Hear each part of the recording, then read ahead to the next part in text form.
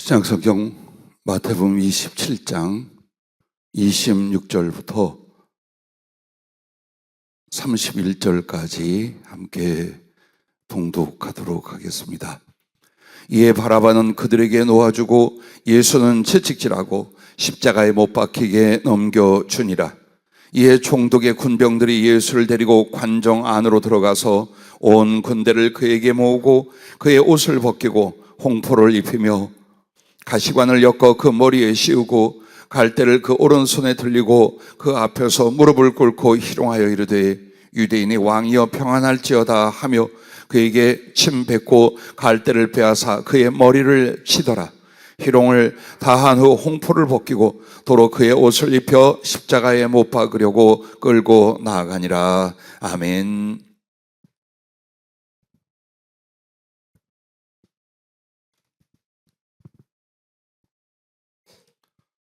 상하신 주의 얼굴, 이 말씀이 24년도 고난주간 세 번째 말씀입니다.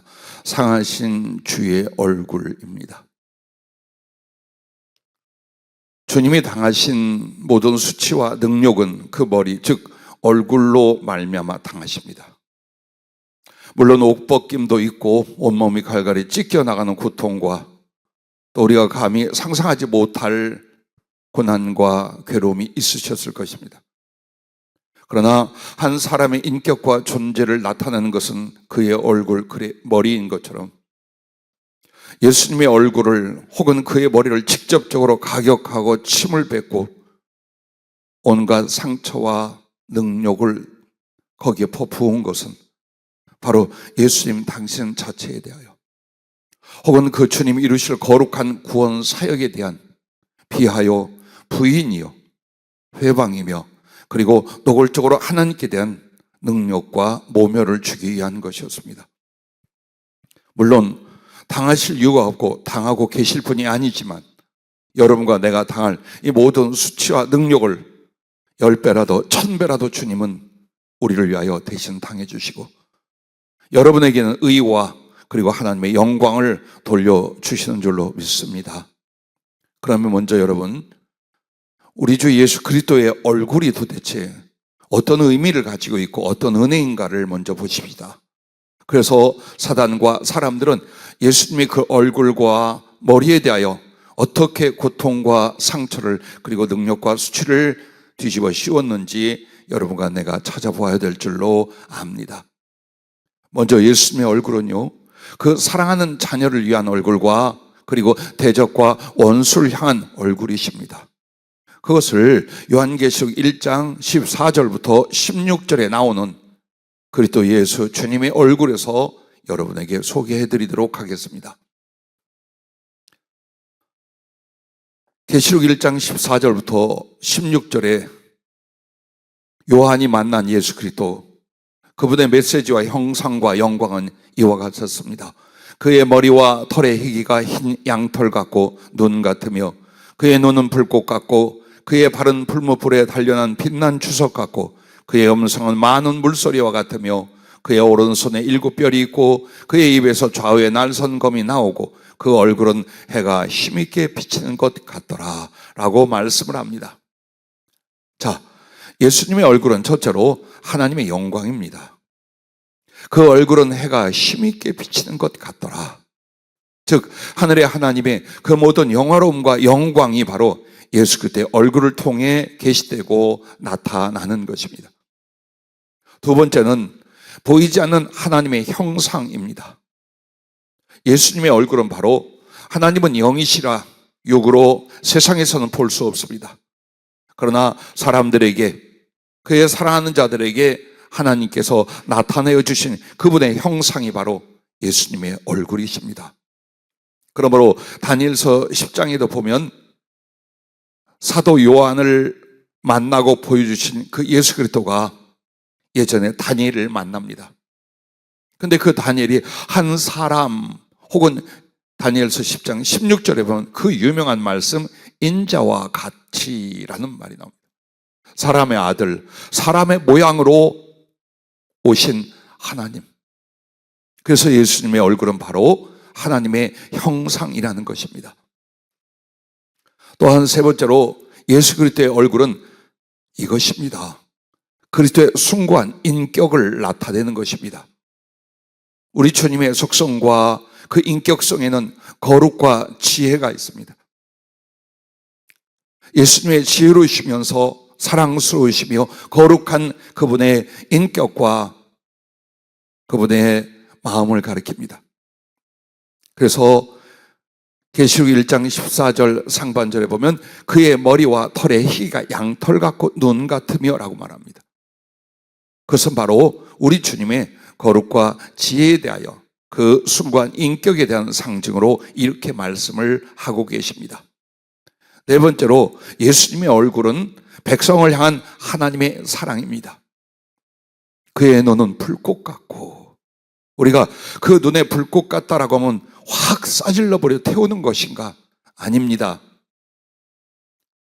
예수님의 눈은 여러분을 향할 때와 대적을 향할 때 그 눈빛이 달라지는 거예요. 그 눈에서 이글이글 타오르는 눈빛이 여러분을 향해서는 영원히 사랑하는 사랑의 열정이라면 사단의 세력들은 다 드러내어 소멸하는 거룩한 불입니다.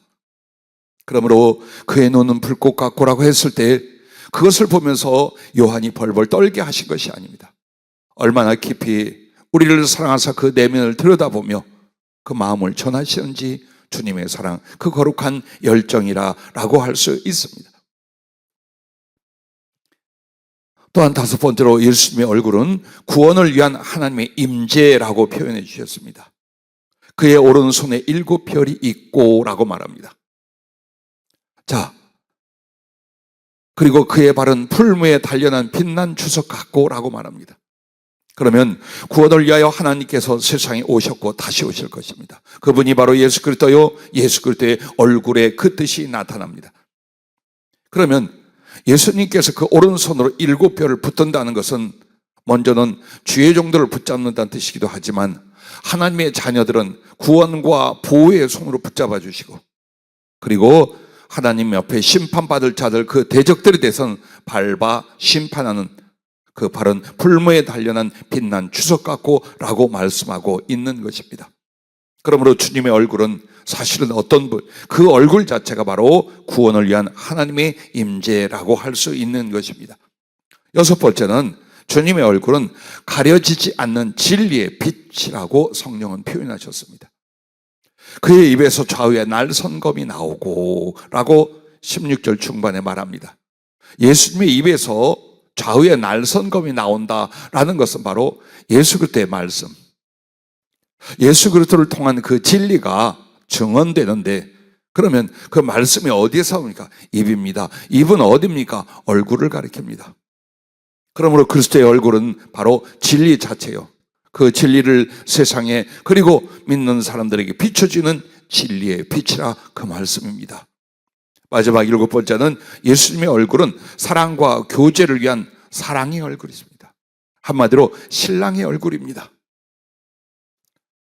여러분이 이 말씀 속에 어떤 감동이나 어떤 아픔이나 그리움을 갖는지 모르겠습니다. 고린도전서 13장 12절에 보면은 여러분 이렇게 말씀합니다. 우리가 지금은 거울로 보는 것 같이 희미하나. 예수님을 환상으로 본다든가 그 마음속에 그려본다라고 하는 것은 청동 거울에 비춰지는 정확하지 않은 상처럼 희미할 것이다, 그 말입니다. 그러나 그때에는, 내가 정말 예수님 앞에 서게 될 때, 그때에는 얼굴과 얼굴을 대하여 볼 것이요 라고 말합니다. 그렇습니다. 주의 얼굴을 직접 볼 것입니다. 그러면 이 직접 보는 주님의 얼굴은 무엇을 말합니까? 우리와의 사랑과 그 교제를 말씀하는 것입니다. 그렇습니다.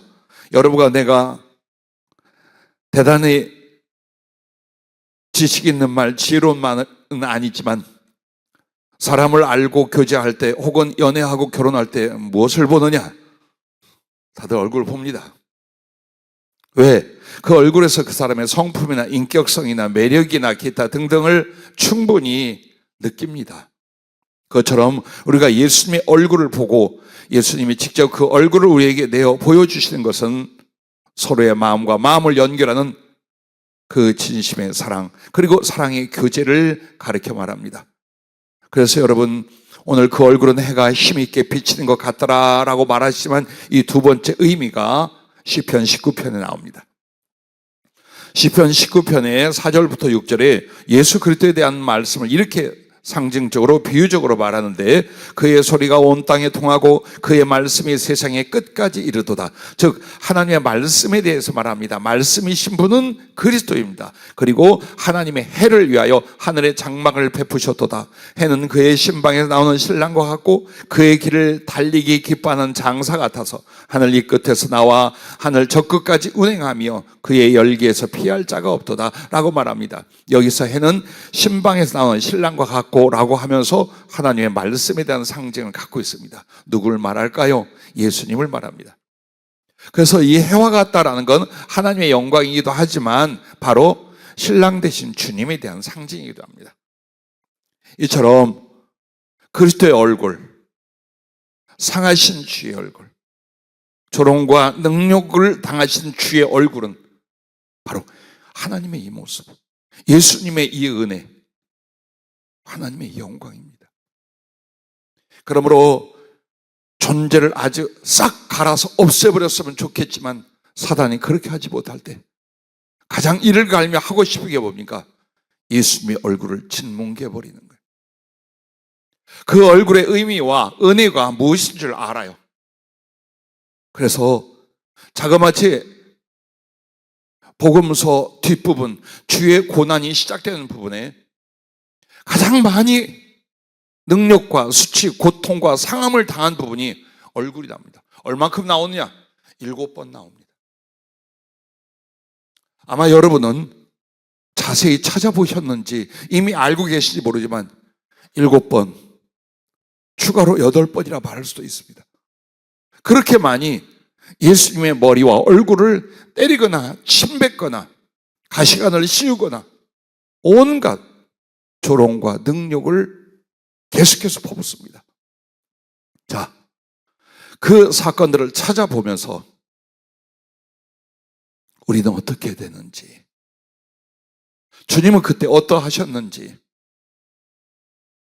한번 공부하는 마음으로 말씀을 듣고 살펴보려고 합니다. 그리스도의 얼굴, 그 머리를 상하게 하고 능욕함이 제일 먼저 어디에서 나오느냐? 누가복음 22장 44절에 나옵니다. 겟세마네 기도하실 때에 얼마나 간절히 기도하셨는지 땀이 흘러나옵니다. 근데 그 땀이 혈관들이 터져서 피가 되어 쏟아집니다. 그것은 이제 바로 당하고 겪으실 고난과 능력과 지옥보다 더한 형벌 앞에서 얼굴에서 피를 쏟으실 만큼 간절한 기도로 그 고통과 수치 당하심을 준비하시는 장면입니다. 여기서부터 예수님의 고난이 직접적으로 시작했는데, 여러분 사실 기도하실 때에 목에서 피 나오는 것이 빠릅니다. 나는 주의 종들과 기도할 분들에게 꼭 그렇게까지 하지 마세요. 그러나 한 번쯤은 그렇게 되세요. 목에서 피가 몇 번은 넘어와야 됩니다. 여러분이 외쳐 부르지 않는 기도는 그만큼 자기의 감정과 의지를 올리지 않는 기도예요. 내 마음에 이렇게 간절하고 이렇게 아프고 이렇게 사랑하고 이렇게 사모하는데 격한 감정이 목소리를 통해서 안 나옵니까? 나옵니다, 분명히. 그리고 너무나 절박하여 하나님의 도우시 아니면 이것 해결할 수도 없고 살아날 수도 없을 때 얼마큼 부르짖겠습니까? 그래서 그 간절한 기도를 성경은 부르짖으라고 말합니다. 목이 쉬거나 피를 넘기며 기도한 적들이 있으십니까? 그건 어렵지 않아요. 일주일에서 한 달만 가면 목이 정말 피를 토할 만큼 될 수 있어요. 목을 하나님께 보이라는 게 아니에요. 목이 상하고 피가 넘어올 만큼 여러분의 간절함이 기도가 되어 하나님께 부르짖고 나아갈 수 있으셔야 돼요. 내가 우리 여자 전도사님, 강사님들한테 한마디 했어요. 목소리가 왜 그 모양들이야? 왜? 고아. 까닐까질하고 고아. 이 뜻은 뭐예요? 풍성기도 부르짖는 기도 안 한다는 뜻이에요. 여기 조금만 힘들고 몸에 힘들면 딱 소리를 낮추거나 드론드론하고 만다는 거예요. 자, 주님은 어떻게 기도를 했느냐? 얼마나 부르짖고 몸부림을 쳤으면 온몸이 땀으로 적셔졌어요. 예, 땀으로 적셔져 있어요. 그런데 그 얼굴에 모세 혈관들이 다 터져서 피가 쏘요. 어느 여자 전도사님이 그 얘기를 해요. 정말 힘들게 산고 끝에 첫 애를 낳는데 얼굴 모세 혈관이 다 터지더랍니다. 그리고 미국에 있는 우리 김경기 목사님 안수할 때에 성령의 작업과 역사와 함께 얼마나 애절한지 얼굴이 다 핏줄이 다 터져버렸어요. 그래서 제가 미국에 방문에 같이 있을 때에 후드 티셔츠, 후드 모자를 쓰고 마스크로 얼굴을 가린 채로 예배에 참석하거나 외출을 했어요. 정말 사람이 몸부림을 치서 그 마음과 몸의 힘을 다 쏟아 부르짖는다면 우리 주님처럼 얼굴에서 피가 쏟아 나올 수 있어요. 주님도 여러분을 대신하여 여러분과 똑같은 연약한 성정과 사람의 아픔과 약함을 다 갖고 계셨기에 장차 일어날 일과 당할 일들에 대하여 그것을 어떻게 이기려 하셨어요? 약한 자기의 힘으로, 육신의 힘으로 이기려 한 것이 아니라 기도로 말미암아 천사가 도왔고 하나님의 성령이 힘을 줬고 당시에 그 믿음과 거룩한 가슴이 누구도 건드리고 꺾을 수 없는 강하고 능한 기둥같이 서게 됐던 것입니다. 우리가 그리스도의 길을 가면서 고난을 당한다, 수고를 한다, 희생을 한다. 나는 여러분에게 그것을 위하여 기도함으로 말미암는 고난, 기도로 말미암는 수고가 없이는 육체적이고 물질적이고 삶 속에서 얼마나 주를 위하여 고난을 받느냐 별로 당하지 않을 거예요. 그리고 당해도 별로 의미가 없어요. 이게 내 잘못 때문인지 우리의 잘못한 선택 때문인지 혹은 정말 순수하게 그리스도와 하늘나라와 복음을 위하여 겪는지 모를 정도가 되어버립니다. 그러나 상황을 예측하고 주님 앞에 그 은혜를 구하면서 부르짖고 강청하기를 이미 기도 자체가 하나의 고난이 되어야 되고 수고가 되어야 됩니다. 즐기는 기도는 주님과 교제반을 그렇게 하십시오. 그때는 얼마든지 춤을 추고 기뻐하고 묵상할 수 있습니다. 그러나 정말 없어서는 안 될 걸 주님께 구합니까? 혹은 나의 죄성이나 잘못된 걸 고치게 하여 부르짖습니까? 혹은 하나님의 은혜와 구원의 역사를 위하여 목숨을 바치기로 작정하여 기도합니까? 그때는 주님과 똑같을 수는 없지만 기도가 고난이 될 수 있기를, 그 기도가 말할 수 없는 희생이 될 수 있기를 주의 이름으로 부탁합니다. 두 번째 장면은 마가복음 14장 61절부터 보면 예수님이 체포되어서 가야바의 집에 가게 됩니다. 그때 당시 대제사장이었고 또 대제사장들이 여럿이 있었습니다. 장로들과 서기관들이 다 모여서 주님을 신문할 때에 주님의 얼굴을 때리고 침을 뱉고 혹은 보자기로 가리고 그 얼굴을 주먹으로 치면서 온갖 조롱과 능욕을 다합니다. 사건의 장면은 이와 같습니다. 마가복음 14장 61절부터 소개하면 침묵하고 아무 대답도 아니하시거늘 온갖 질문을 다 하는데 주님 대답 안 합니다. 대제사장이 다시 물어 이르되 네가 찬송받을 이 아들 그리스도냐? 예수께서 이르시되 내가 그니라. 인자가 권능자의 우편에 앉은 것과 하늘 구름을 타고 오는 것을 너희가 보리라 하시니 대제사장이 자기 옷을 찢으며 이르되 우리가 어찌 더 증인을 요구하리요? 그 신성 모독하는 말을 너희가 들었도다. 너희는 어떻게 생각하느냐 하니 그들이 다 예수를 사형에 해당한 자로 정죄하고 어떤 사람은 그에게 침을 뱉으며 그의 얼굴을 가리고 주먹으로 치며 이르되 선지자 노릇을 하라 하고 하인들은 손바닥으로 치더라 라고 말씀합니다. 왜 나를 때리냐? 주님이 외치는 장면이 나와요. 내가 말을 잘못했느냐? 그래서 더 보자기를 뒤집어 씌우고 때리고 하면서 네가 선지자면 누가 때렸나 맞춰봐라.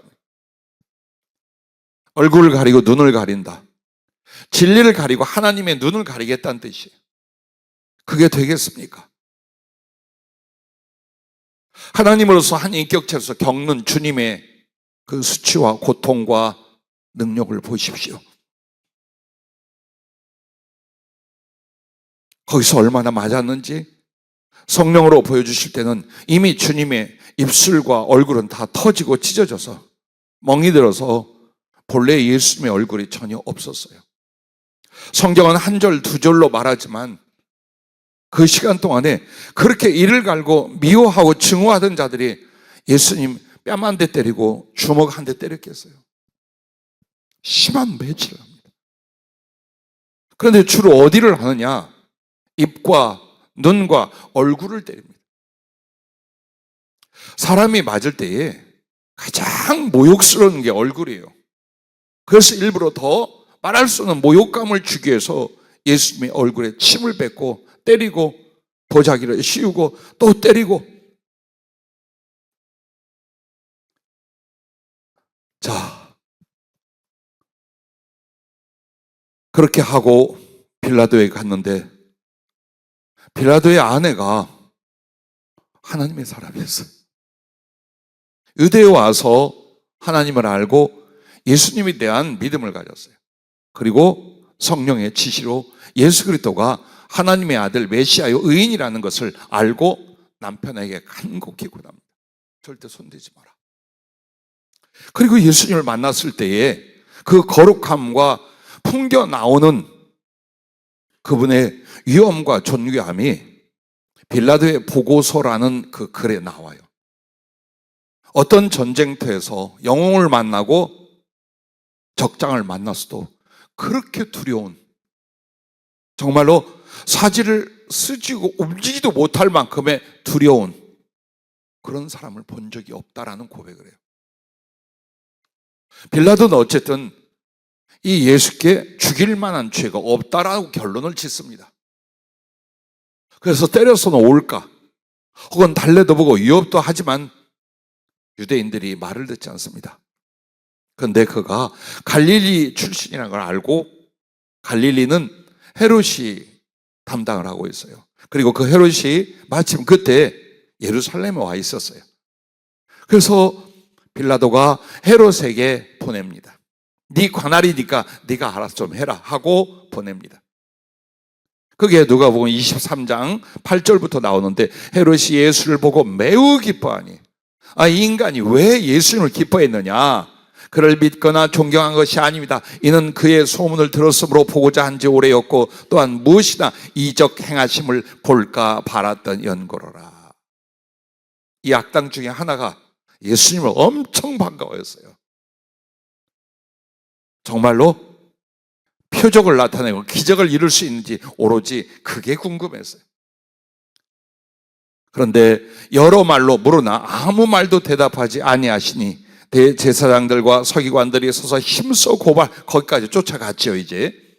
그런데 결과는 이렇게 됩니다. 헤롯이 그 군인들과 함께 예수를 업신여기며 희롱하고 빛난 옷을 입혀 빌라도에게 도로 보내니라고 합니다.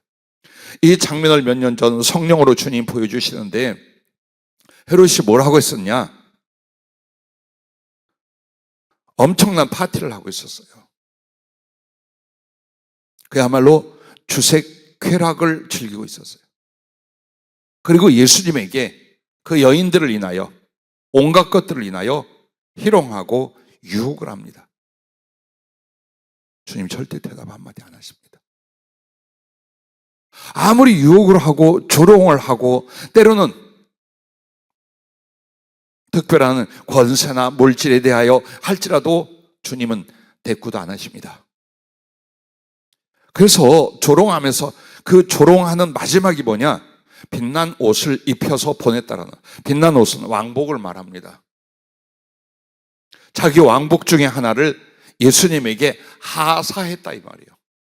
그 말은 이 나사렛 예수가 유대인의 왕이라고 말하는데 진짜 왕은 나다. 넌 내 하수다. 이걸 말하는. 왜 옷을 입혀서 보냈냐? 내가 이 왕복을 주는 자야. 응? 즉 나사렛 예수가 왕이 아니고 하나님의 아들이 아니라 내가 그보다 더 높다 이 말이에요. 그래서 내가 내 왕복 중에 하나를 하사해서 이렇게 조롱하기 위해서 입혀서 빌라도에게 돌려보냅니다. 그때 주의 얼굴에 대하여 말도 못할 짓을 합니다. 생각해 보세요. 대화만 했겠어요? 술과 여자로 가득한 그곳에서 예수님을 유혹하고 조롱할 때에 예수님의 얼굴에, 예수님의 머리에 무슨 짓들을 했겠어요?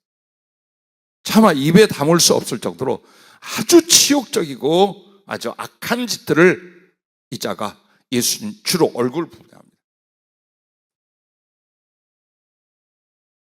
그리고 이제 네 번째 장면이 있습니다. 마태복음 27장 26절부터 보면 이에 바라바는 그들에게 놓아주고 예수는 채찍질하고 십자가에 못 박히게 넘겨주니라. 빌라도의 법정에서 빌라도가 결국 지고 맙니다. 폭동이 일어날까 싶어서. 그때 당시 예루살렘을 지키고 치안을 담당한 군대가 일개 중대 정도밖에 안 되대요. 물론 갈릴리 지역이라든가 이곳저곳에 흩어져서 지키고 있었어요. 그러나 그들이 함께 규합하여 모일 수는 없었어요. 그런데 예루살렘에서 지금 거의 폭도들이 된 이 유대인들은 수만에서 수십만 명이 넘는 거예요. 거기에 굴복을 하고 맙니다. 그렇게 해서 예수님을 두 번의 채찍질이에요. 한 번 먼저 동정을 얻기 위해서 채찍질을 때리고 그 다음에 사형을 결정하여 십자가에 못 박을 뒤에 채찍질을 때립니다. 그런데 이렇게 사형이 결정된 사람들 혹은 거기에 상응하는 채찍질은 뭐냐? 12가죽으로 되어 있어요. 최소한 6개에서 12가죽으로 지금도 로마 박물관에는 보관되어 있답니다. 그런데 거기에 나비나 철이나 동물 뼈조각 등으로 큰 날카로운 갈고리, 낚싯바늘같이 생긴 갈고리들이 이 짤막한 채찍 12개에 다 달려 있어요. 그리고 몽둥이처럼 손잡이가 되어 있습니다. 이걸로 때려요. 그럼 이걸로 때리면 어떻게 되느냐? 살갗이 까지고 멍이 드는 게 아니에요. 때리는 게 손가락처럼 들어가서 살적을 뚫고 들어가요. 그리고 잡아당기면 그만큼의 살점들이 찢어져서 떨어져 나오는 거예요. 잘못해서 옆구리를 맞잖아요. 그러면 그 살점이 찢어지면서 창자가 흘러 나옵니다. 고대 기록에 보면 그 채찍을 맞다가 그 자리에서 십자가에 달리기 전에 많은 사람이 죽었답니다. 그리고 미치는 사람들이 수도 없이 나왔습니다. 예수님에게 때린 채찍질은 40에 하나 감하여 때리는 게 아니에요. 그건 로마 사람들이 때리는 거예요. 그들은 고문의 전문가요, 사형 집행관들이에요. 그래서 사형을 시키기 전에 두 가지 목적이 있는 거예요. 하나는 유대인에 대한 분풀이에요. 이 로마 군병들이 그동안 유대인들에게 얼마나 어려움을 겪고 지금도 폭도들이 되어 있어요. 그래서 그래도 너희 중에는 유대인의 왕 혹은 선지자 하나님의 아들로 믿는데 우리가 완전히 죽여놓겠다. 보라 이거예요. 그래서 그들에게 좌절과 공포를 심어주기 위해서 예수님께는 적당한 채찍질이 아니었어요. 묶어놓고서 벗겨놓고서 목 뒷부분부터 엉덩이, 종아리, 옆구리, 어깨, 팔 할 것 없이요. 살점이 다 찢겼다. 어느 날 기도할 때 정말 그 자리를 가게 하시는 거예요. 살점들이 딱 채찍을 들 때마다 손바닥만에 쫙 날아서 내 앞에 팍 떨어지면 피가 내 얼굴에 튀고 그 피냄새와 그 꿈틀게 되는 살들이 나한테 이렇게 밀려오는 거예요. 주님의 채찍질은 그런 것들이었어요. 이미 뼈가 드러나고 내장이 드러날 만큼 예수님은 채찍에 맞아서 그래서 십자가에서 살을 찢고라는 말이 그거예요. 못을 박히면 피는 나오지 살이 찢어집니까? 근데 그게 아니에요. 이미 십자가에 박히기 전 당신의 몸에 있는 살들은 다 유린되고 찢겨서 다 너덜너덜 다 떨어졌어요. 그렇게 한 뒤에 십자가를 지고 골고다 언덕으로 올라가 대기하던 그 순간에 이 사람들이 이렇게 합니다. 이에 총독의 군병들이 예수를 데리고 관정 안으로 들어가서 온 군대를 그에게로 모으고 그의 옷을 벗기고 홍포를 입히며 가시관을 엮어 그 머리에 씌우고 갈대를 그 오른손에 들리고 그 앞에서 무릎을 꿇고 희롱하여 이르되 유대인이 왕이여 평안할지어다. 그에게 침뱉고 갈대를 빼앗아 그의 머리를 치더라. 희롱을 다한 후 홍포를 벗기고 도로 그의 옷을 입혀 십자가에 못 박으려고 끌고 나가니라 라고 말합니다. 성경에 기록되지 않은 주님의 당하신 고난과 매맞음과 능욕당한 건요 굉장히 많아요. 예를 들어서 몽둥이로 맞은 일들, 줄로 묶여서 매달린 일들, 손가락을 비틀어 꺾어 놓은 일들 굉장히 많이 있어요. 근데 여기에서는 예수님을 조롱하기 위해서 그렇게 처참하게 진이겨져서 정말 뼈만 남은 살점이 다 떨어져 버린 이 죽은 자와 같은 그이에게 그들은 어때요? 유대인들에 대한 보복과 공포도 있고, 두 번째는 뭐냐? 예수님에 대하여 희롱과 능욕을 하고 싶은 거예요. 사단에 잡힌 그들에게 그들의 아주 흉악한 본성이 이 자에게 정말로 고통과 두려움을 주고 수치를 주고자 하는, 그게 불길같이 일어납니다. 인간이 얼마큼 악해질 수 있습니까? 한 권좌에 앉아서 수만 명, 수십만 명, 수백만 명을 다른 나라 사람과 우리 국민이 죽어도 끄떡 안 해요. 그리고 다시 대통령이 되려고 해요. 사단에 잡힌 인간은 작은 땅덩어리와 또다시 권력을 얻기 위해서 수십만 명, 수백만 명 죽여도 아무렇지 않아요. 인간이 악해지기 시작하면 얼마큼 악해지겠는가? 사단이 잡은 자가 사단이 가장 증오하고 미워하고 없애버리고 싶은 예수님 앞에 있어요. 어떻게 했겠어요? 자, 그때의 가시관이라는 건 난 제발 성화를 그린 사람들이 나오기를 바라요. 정말 사실적으로 묘사할 수 있는 그런 그림을 기도하며 봤다든지 해서 좀 해도 좋겠어요. 가시가 최소한 여러분의 손가락 길입니다. 새끼손가락에서 중간 손가락까지 그 길이에요. 그리고 이것이 모처럼 단단하고 날카로워서 꺾어지거나 부러지지도 않아요. 거의 나뭇가지 수준이에요. 그것을 엮어서 예수님의 머리에 씌웁니다. 그리고 손에는 갈대라고 말하는데 여러분, 우리 이 들풀에 그 풀이 아니에요. 대나무같이 되어 있어요. 그리고 그걸로 지팡이를 만들 때는 여러 개를 엮어서 몽둥이를 만들어준 거예요. 왕이니까 호를 들어라, 그걸 줬어요. 그렇게 하고 거기다가 조롱을 하고 희롱을 하고 모욕을 한 뒤에 침을 뱉고 그 다음에 그 갈대 몽둥이를 뺏어서 예수님의 머리를 계속 치는 거예요. 어떻게 될까요? 예수님의 머리에 수십 개, 100개 이상의 못이 박히기 시작합니다. 사람의 두피가 굉장히 두껍습니다. 나는 개가 어린아이를 물을 때 그 뜯겨진 장면을 그 아이를 구하면서 봤어요. 굉장히 두꺼워요. 그래서 예수님이 십자가에 달릴 때에 상상으로 가시관을 그려놓은 게 아니에요. 안 빠집니다. 생각해 보세요.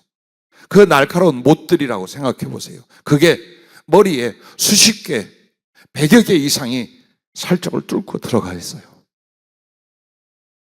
그 짓을 한 거예요. 왜 그걸로 머리를 쳤겠어요? 뭐 여기에요. 그러나 십자가에 못 박듯 그 머리에 그 가시들로 못을 박은 거예요.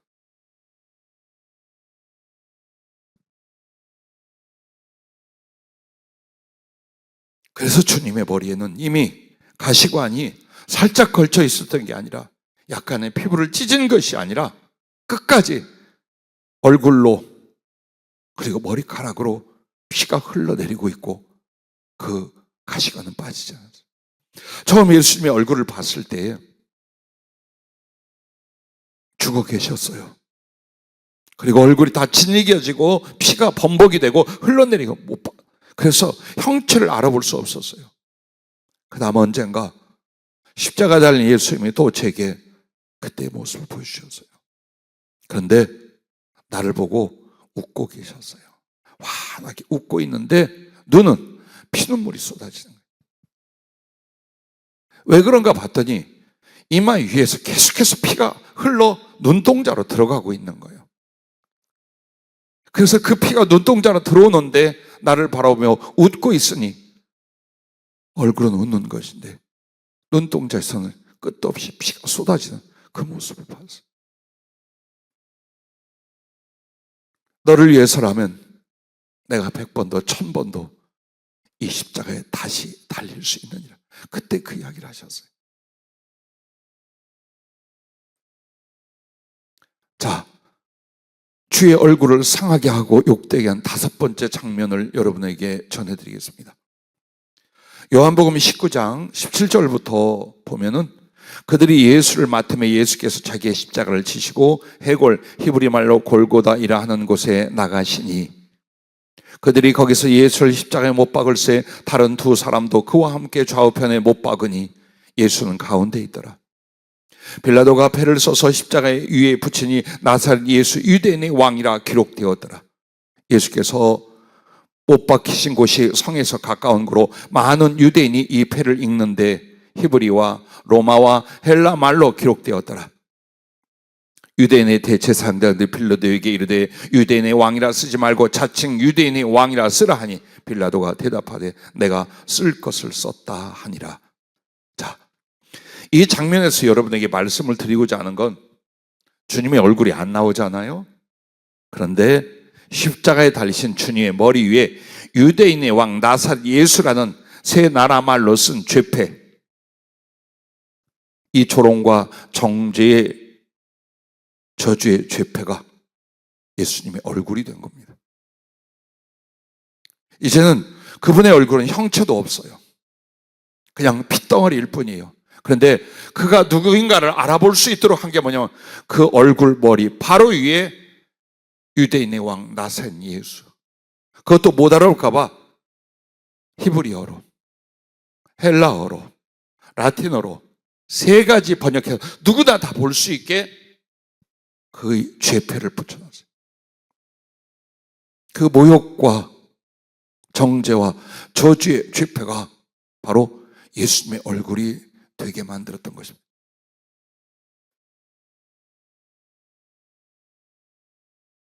예, 주님은 평생에 그리고 마지막에 그리고 때론 지금도 믿지 않는 자들이나 잘못 믿는 자들에 의하여 그런 조롱과 모욕을 그리고 주님을 부인하는 많은 표현과 능력거리 앞에 그렇게 계십니다.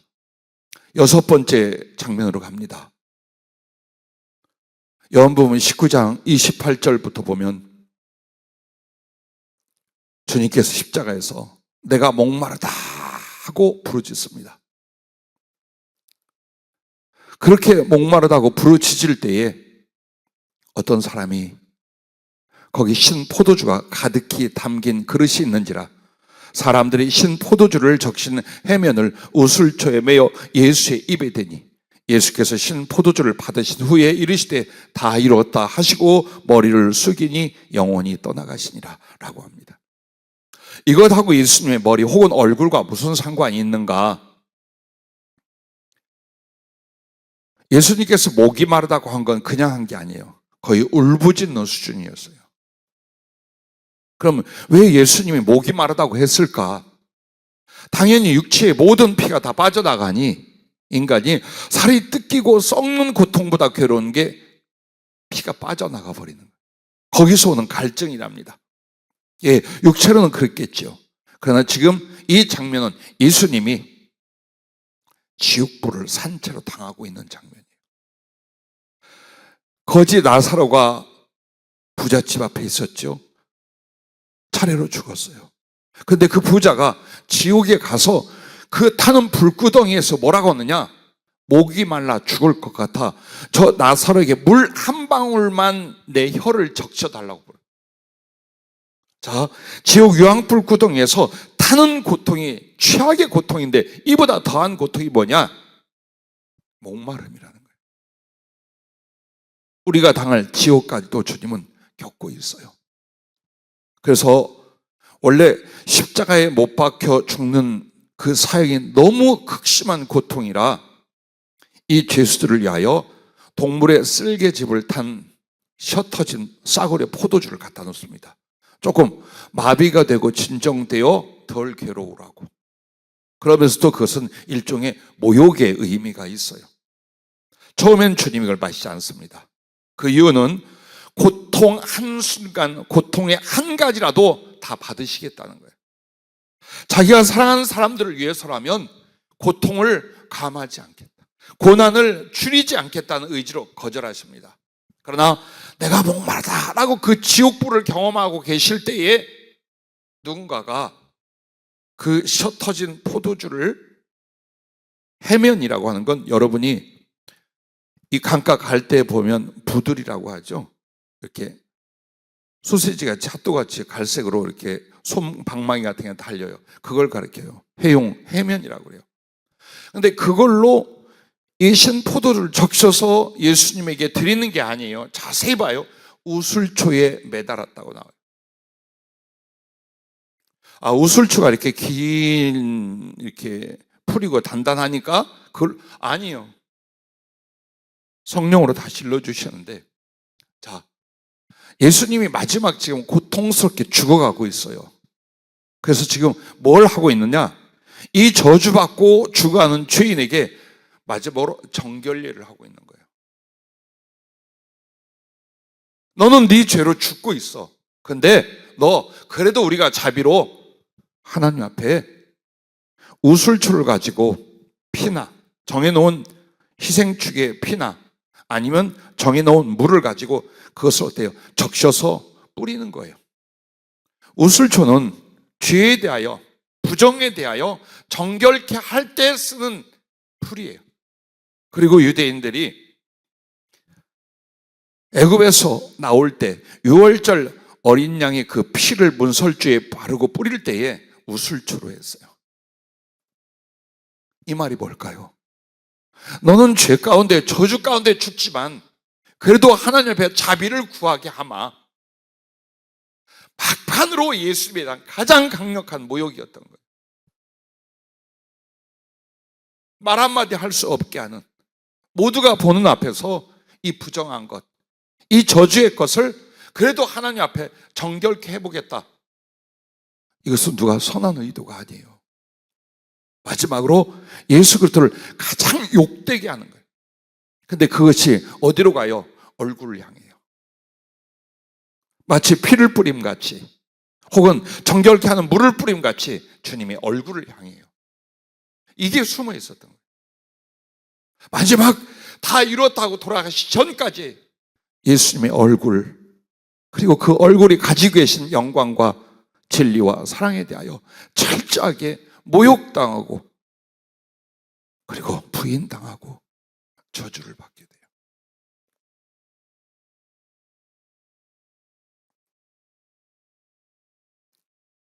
여섯 장면으로 끝났어요. 근데 주님이 마지막 일곱 번째가 있는데, 당신 얼굴에 그 모욕을 당한 일곱 번째가 있는데, 그게 가장 슬프고 가장 아팠고 가장 상처가 컸대요. 짐작컨대 들어보십시오. 마태복음 26장 47절부터 이런 사건이 있었습니다.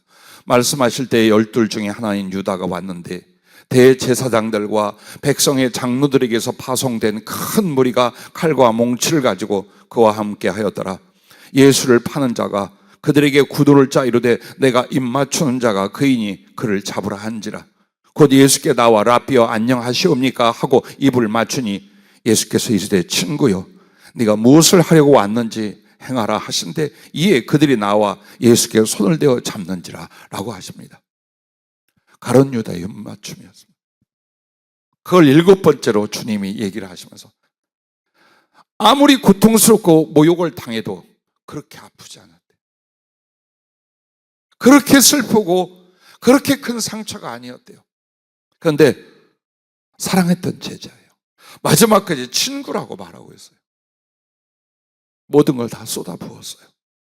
모든 사랑에 기대해요.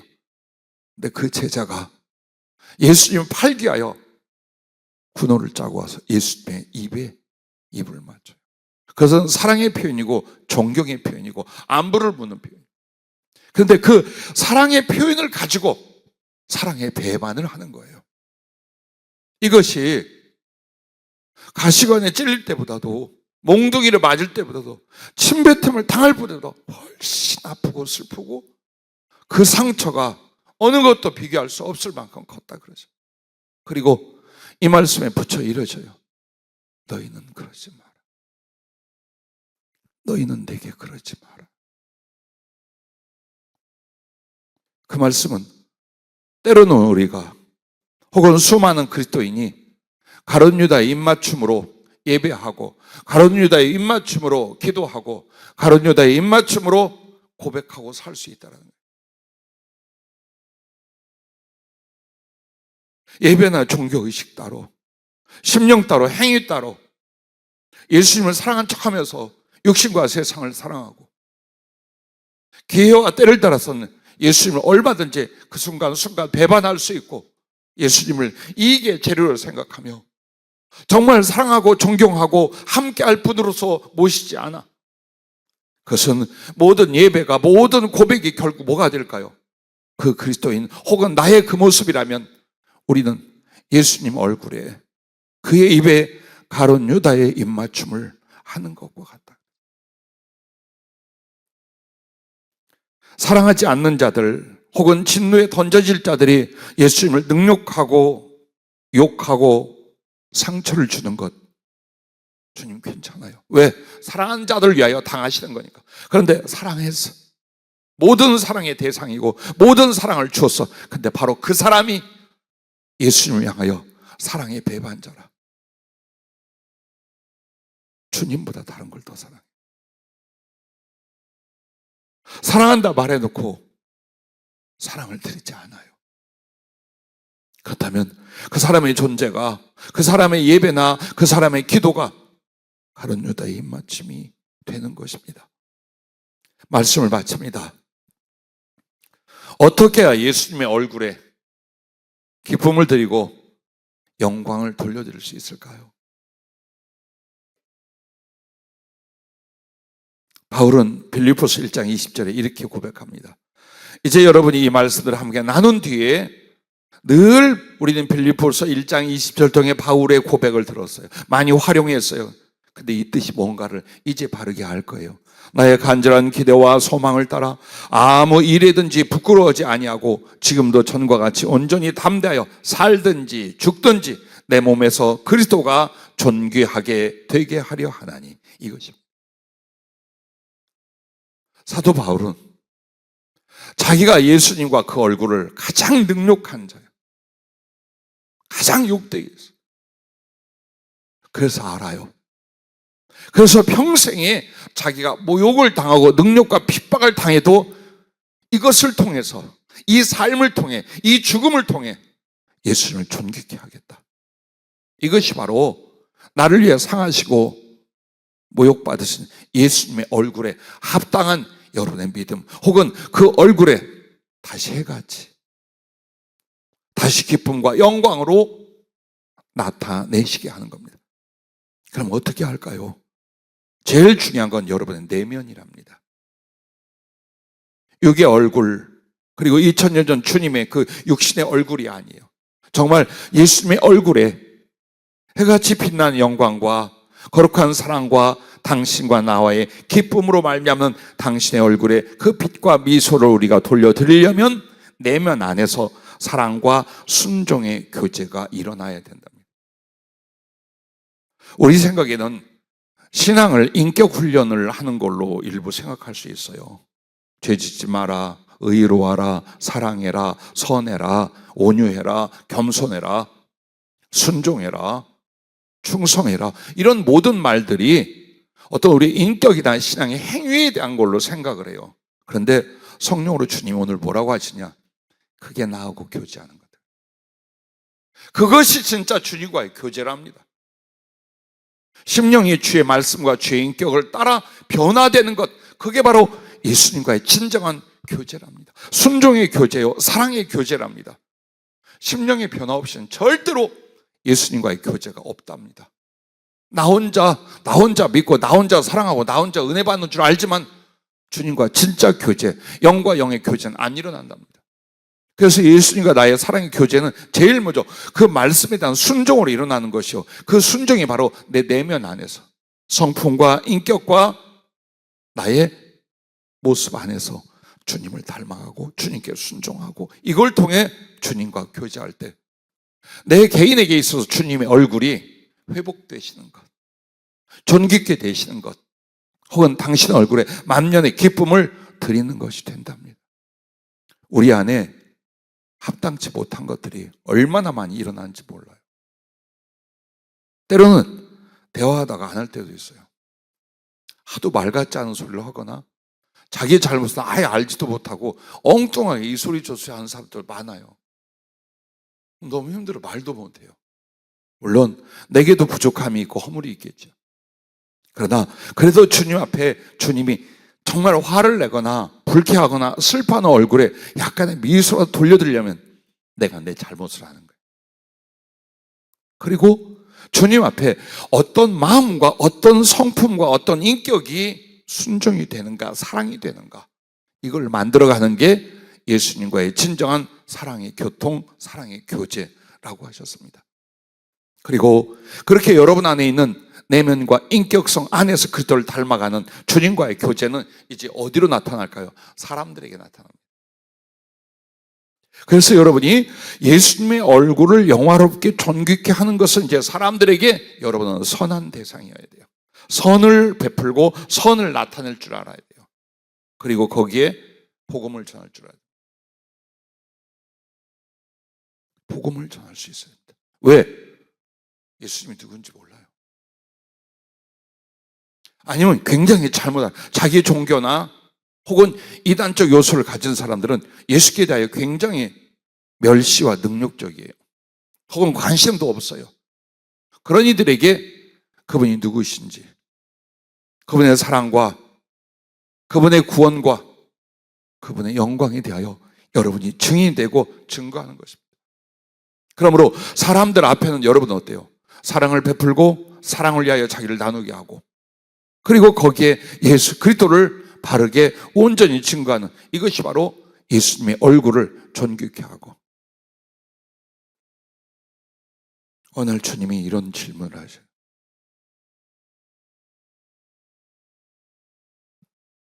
내 얼굴에 4가지의 물이 흘렀는데 너 그게 무엇인 줄 아느냐 그래요. 눈물과 땀과 피, 이건 바로 나와요. 근데 주님은 4가지 액체라 그래요. 무엇이겠어요? 침뱉음 당한 침이었어요. 그냥 배탁해서 가래침 뱉지.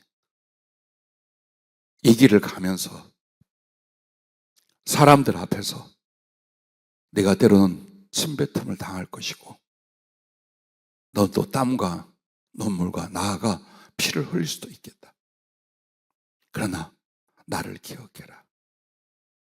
그 말씀을 하시고자 그런 퀴즈를 내신 적도 있습니다.